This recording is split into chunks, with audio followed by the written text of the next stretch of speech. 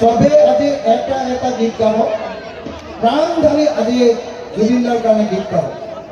সবে আজি এটা এটা গীত গাব, প্ৰাণ ঢালি জুবিন দাৰ কাৰণে গীত গাব।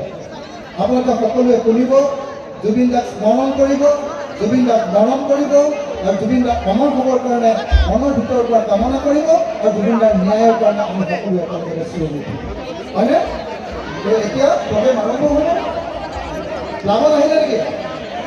প্লাৱন আমাৰ জুবিন দাৰ লগত একেলগতে থাকে, একেলগতে কাম কৰে।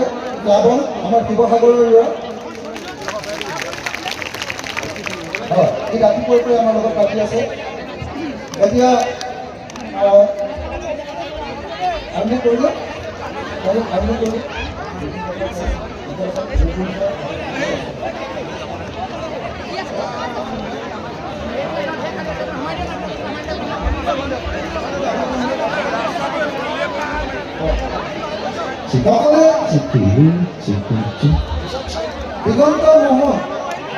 দিগন্ত মোহন আহিছে।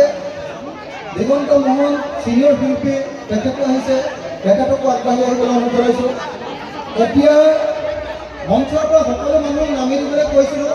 আমাৰ নিজৰ আমাৰ মানুহখিনি অকণমান পিছলৈ যাওক না প্লিজ।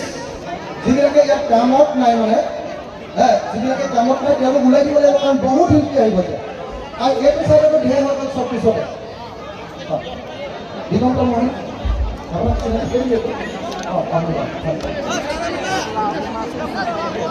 হাতী এটাও আহিছে। জুবিন দাক শ্ৰদ্ধাঞ্জলি জনাবলৈ হাতী এটাও আহিছে।